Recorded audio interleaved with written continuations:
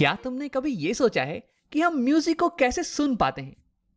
अब तुम कहोगे कि राम, मेरा मोबाइल या फिर मेरा लैपटॉप ये साउंड को क्रिएट करता है और ऐसे ही मैं इस साउंड को सुन पाता हूं। लेकिन यहां पे बहुत कुछ और भी हो रहा है।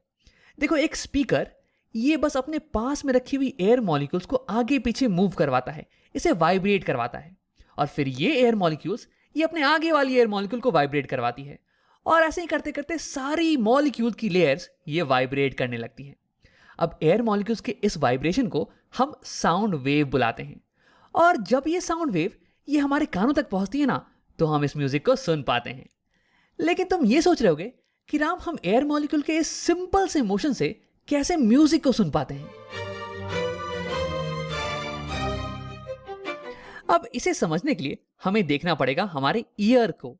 मेरा मतलब है कि ईयर के स्ट्रक्चर को।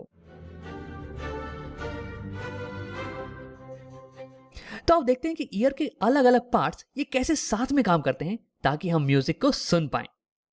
तो देखो, ईयर के मेजरली 3 पार्ट होते हैं। ये बाहरी हिस्सा, इसे हम बुलाते हैं आउटर ईयर। ये बीच वाला हिस्सा, इसे हम बुलाते हैं मिडिल ईयर। और ये अंदर वाला हिस्सा, इसे हम बुलाते हैं इनर ईयर। अब देखो, ये सबसे पहली पार्ट आउटर ईयर की होती है, इसे हम बुलाते हैं पिना। ये वो वाला पार्ट है जिसे तुम देख सकते हो, जिसे तुम टच कर सकते हो, या फिर जिसे पकड़ के तुम्हारी मम्मी तुम्हें डांटती हैं। अब देखो, पिना का फंक्शन ये है कि ये सारी साउंड वेव्स को कलेक्ट करता है और इन्हें भेज देता है हमारी ऑडिटरी कनाल के अंदर। अब साउंड वेव्स इस चैनल के थ्रू जाती हैं और फिर हिट करती हैं हमारे ईयर ड्रम को। देखो, ये इसे मैंने ग्रीन कलर से दिखा रखा है, लेकिन असल में ये ग्रीन कलर का होता नहीं है, ठीक है। अब देखो, इसे हम ईयर ड्रम इसलिए बुलाते हैं ना, क्योंकि ये एक ड्रम की स्किन की तरह होता है, ड्रम की ऊपर वाली लेयर की तरह। मतलब कि ईयर ड्रम ये एक ट्रांसपेरेंट लेयर है और ये बहुत ही सेंसिटिव है वाइब्रेशन की। हल्की सी मोशन होगी ना, तो ये ईयर ड्रम वाइब्रेट करने लगेगा। यानी कि जब एयर मॉलिक्यूल्स ऑडिटरी कनाल के अंदर वाइब्रेट करते हैं और फिर ईयर ड्रम को स्ट्राइक करते हैं ना, तो फिर ईयर ड्रम ये भी वाइब्रेट करने लगता है। अब देखो, ईयर ड्रम ये आउटर ईयर और मिडिल ईयर को सेपरेट करता है। तो अब आओ बात करते हैं मिडिल ईयर की पार्ट्स की। तो मिडिल ईयर में होते हैं इंसान की बॉडी के सबसे छोटे 3 बोन्स, और इन तीनों को हम साथ में बुलाते हैं ऑसिकल्स। और इनके खुद के भी बड़े ही फैंसी नाम हैं। पहले वाले को हम बुलाते हैं मैलियस, दूसरे को इंकस, तीसरे को स्टेपीस।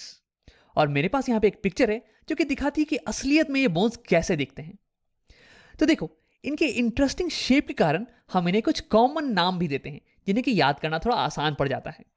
पहले को हम बुलाते हैं हैमर, दूसरे को एनविल और तीसरे को स्टिरअप।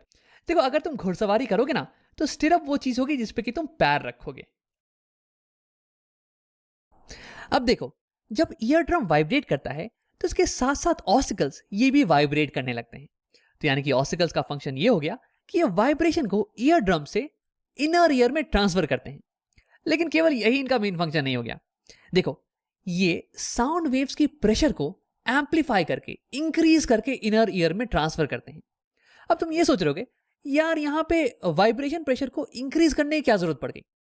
तो देखो, इनर ईयर में होता है एक लिक्विड, ना कि एयर।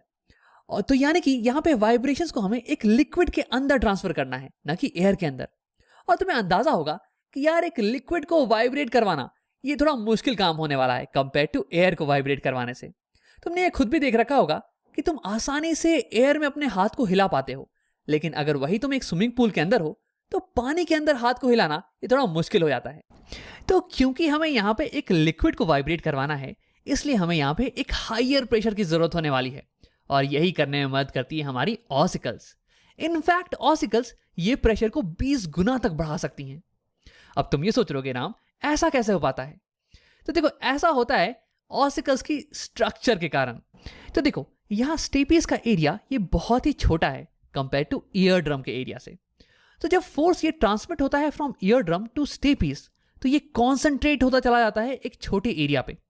और तुम्हें पता होगा कि जब सेम फोर्स ये एक छोटे एरिया में कॉन्सेंट्रेट हो, तो यानी कि प्रेशर ये इंक्रीज होता चला जाएगा।